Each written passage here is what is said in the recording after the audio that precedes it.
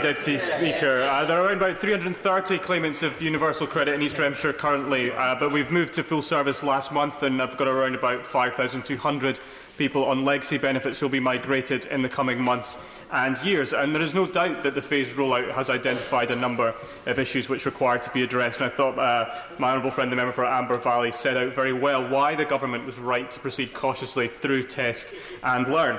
And I'd like to just at the start pay huge tribute to the work of the team down at Barrhead Job Centre, who the Secretary of State visited over the summer.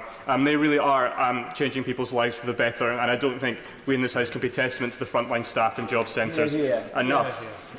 The principles which underpin universal credit were well set out by my right honourable friend, the member for Witham, and it's very easy to see why they've carried near universal support. Because one of the reasons was that under the old system, as we've heard today, is that people who wanted more work would be penalised for doing so, which was a completely ridiculous situation. And one group who haven't been mentioned today who will benefit from universal credit are injured veterans. Under existing legacy benefits, those in receipt of such benefits, as well as payments through the War Disablement Pension or the Armed Forces Compensation Scheme, receive a statutory £10 disregard, but under UC, unearned income such as these benefits is completely ignored. There are 12,000 veterans across Scotland, 120 in East Renfrewshire, who receive compensation due to their injuries, and they will be better off under universal credit, and that's something that we should all welcome. Other members have set out already the improvements brought into universal credit last year, and particularly in the budget.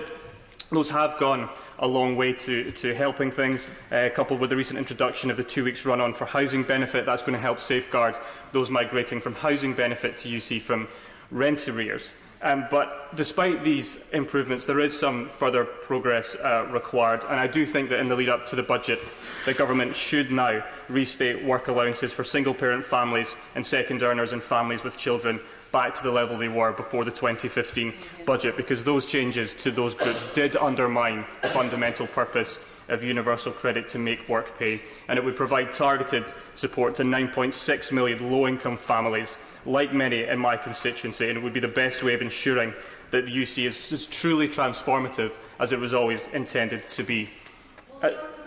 Yes, it would. Yes, there never were any work allowances for second earners in coupled households. Is the honourable member proposing that there should be a new allowance introduced, which I'm sure members on this side would absolutely support because of the high marginal tax rates on such families? I was mainly talking about single families, but I know that the work that she's done, and we've both had discussions with the Joseph Rowntree Foundation. I think we actually sat around the table together when we were discussing them, talking about some of their budget acts, and I very warmly welcome the work they're doing and support a lot of their acts asked in advance of the budget. But what I wanted to say was that as MPs, we always see the worst of a system. Nobody comes to your surgery or pops into your office to say how wonderful things are, how easy their application process was, how great it is. And those cases are frustrating, they're maddening, and we do our job to fix it. But we also need to take account of the many, many people for whom this has worked. And I'm very pleased that I'm going to be holding later on this month a UC information event, working with Citizens Advice, working with Job Centre, working with my local credit unions and my local housing associations, because I want people to be able to know that they can come to me if they do have a problem, that they can sit on the day and get help with their application. If they're having an issue, we will have lines set up directly to the DWP hotline, to the HMRC hotline, so people, when they come on the Friday the 26th of October to the voluntary action on Kelburn Street in Barrhead, know that they have an MP who they can come to support if this isn't working. UC is a good benefit. It is the right thing to do. To scrap it and to go back to a system which trapped people on welfare would be a mistake. Absolutely.